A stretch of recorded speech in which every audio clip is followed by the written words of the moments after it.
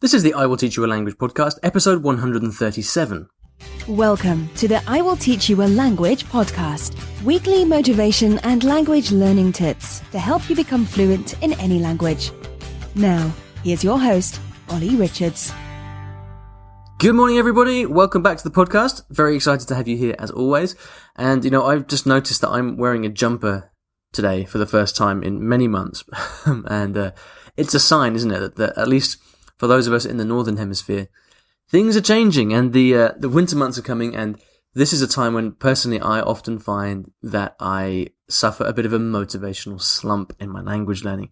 And so it's always good to, at this time, to kind of recognize that and to start to plan for ways to stay motivated, when maybe, you don't have a big exciting summer holiday to look forward to.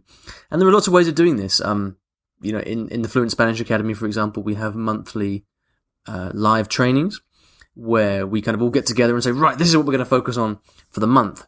And that's a great way to focus you and give you that kind of short-term focus. One of the things that I'm doing myself is I'm really learning Chinese characters hard at the moment, and I'm just about to start a daily video series all about that.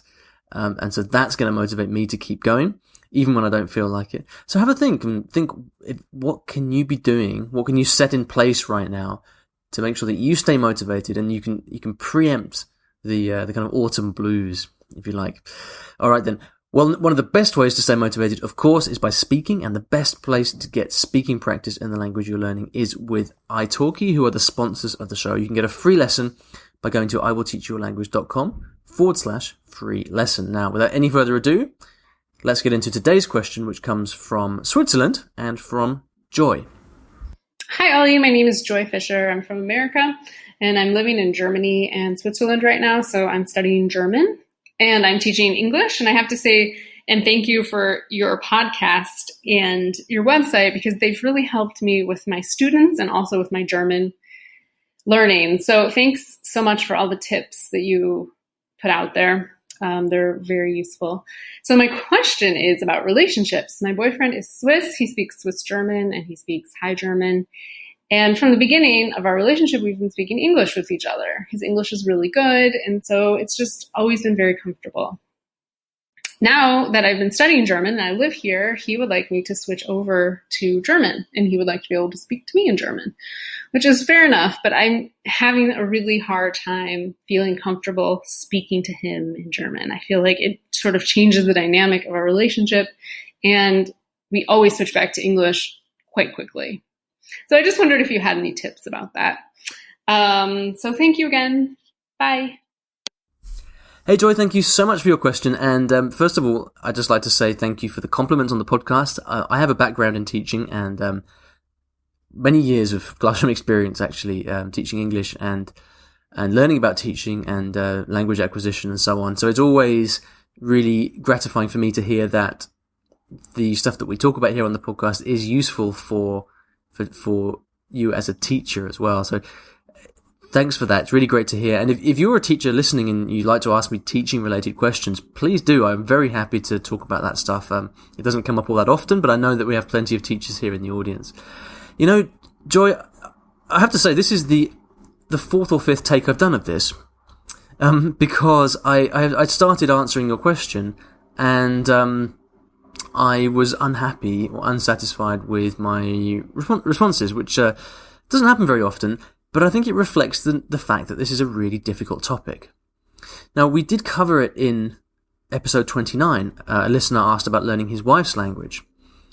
And we then went on to talk about something related in episode 41, which is about introverts and language learning. And both of those episodes received a lot of comments. And the reason is that emotions cannot be separated from language learning. They really they can't. They're inextricably linked. And language learning is a very, it's a long-term thing, it's a difficult thing, but it's not just about the language. You have to kind of navigate the interaction with another person during the whole, every time that you use the language. Now, with someone that you don't know, or with a language partner or something like that, it's okay. You can be kind of more clinical and focus on the language. But the basic issue we've got in this situation is that your boyfriend or or your partner, whoever, for anyone else listening, they are not your teacher. And so when you enter a relationship like this, and language is positioned as the thing that you are learning or the object of study, that creates some friction, because you've got, on the one hand, your relationship with the person, and on the other hand, this thing which you need a lot of repetition and practice, and it's a very unromantic thing, kind of going over verb forms and noun endings and things like that.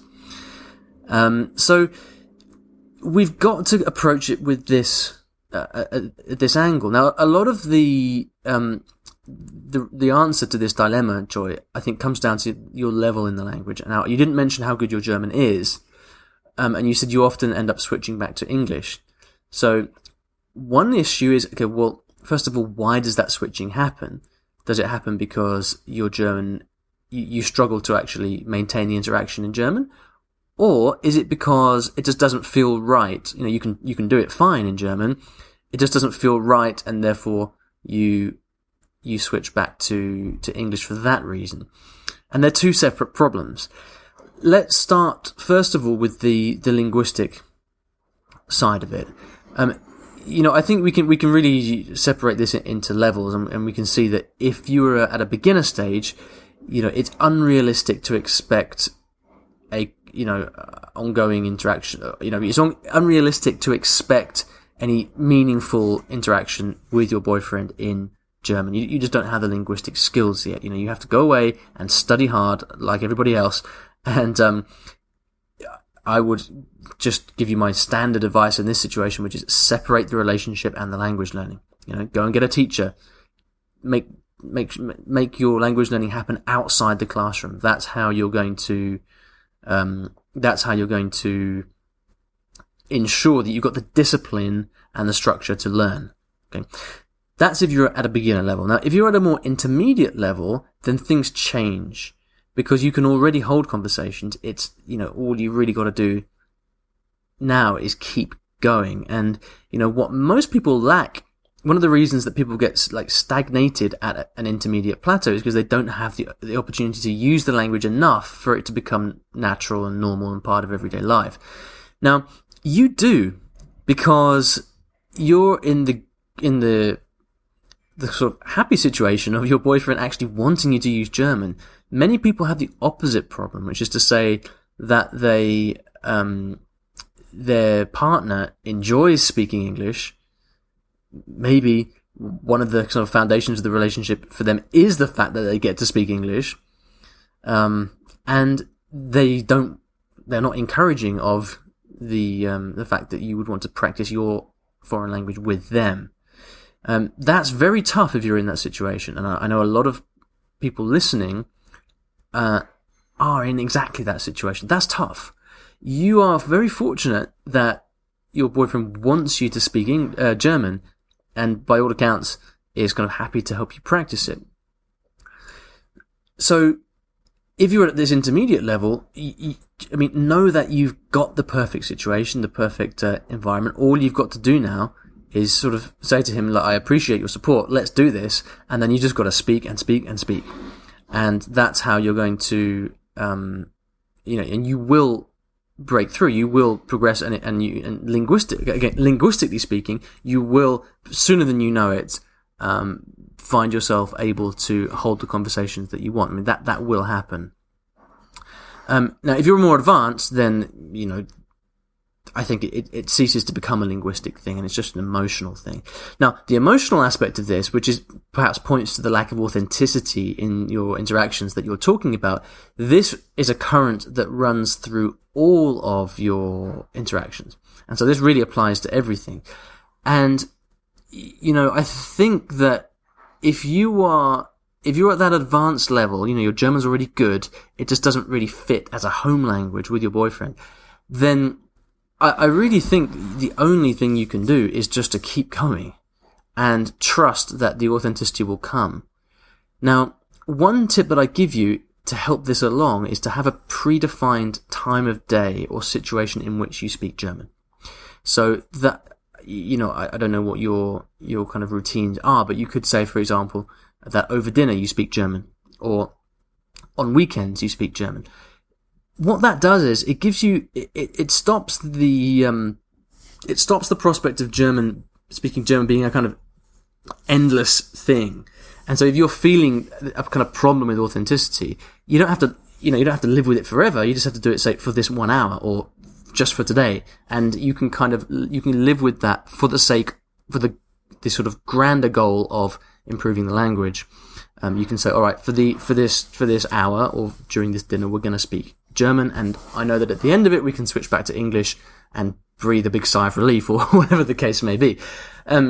By setting a defined time, it helps you to kind of manage those feelings and emotions, I think. The other thing that I would do is pay attention to those moments in which you switch back to English and talk about them. So whenever it happens, whenever you kind of feel this frustration building up and you switch back to English, stop and say to your boyfriend, look, this just happened. Why did it happen? And be very honest about your feelings. And you'll discover what it comes down to. It might be a vocabulary problem. It might be because you just couldn't express yourself. But if you're kind of open and you discuss this rationale and try to understand why it is that you switch back to English, then you're going to both be on the same page, which is then going to help you navigate that in future. Okay. I think a combination of those two things will really help. But in general, Joy, I just say, like, you're very lucky to have this situation. It's a fantastic opportunity for you. And I think if you can kind of, grit your teeth a little bit and really press on and just use the language and speak and then be open and honest with your boyfriend about the emotional struggles you're having, then I think you've got a fantastic opportunity and you could really, your German has got really, really wonderful potential. Friendships, I've always found, this is a related point, I've always found that friendships that begin in one language almost never switch to another. It's extremely rare for that to happen. And I don't mean romantic relationships only. I mean, relationships between friends as well. I cannot think of any friendship I've ever had where the language has switched. And most people I know find the same thing. So you are really up against it. But it can be done, and it's something that you can do. It is ultimately going to come down to your passion and your desire to really make that happen. All right. So I hope that's helpful. If you would like to ask me a question, please go to iwillteachyoualanguage.com/ask, and you can leave a voicemail question there.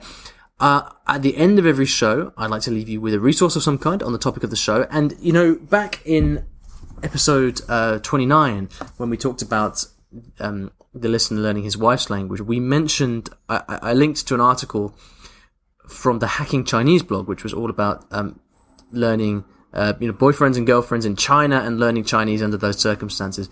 It's a fantastic article, very emotional, and I'm going to recommend that you go back and listen to that as well. I'll put that in, to read that article again, because it's really great and really helps to dig into these emotional issues. I'll put that link to that in the show notes, which will be at iwillteachyoualanguage.com/episode 137. If you'd like to make a comment on this episode, maybe you've got some opinions or some advice for Joy, please go to the same place, the show notes, and you can leave a comment there. And we can have a bit of a discussion, which is always good. Thank you so much for listening, and I'll see you in the next episode of the podcast.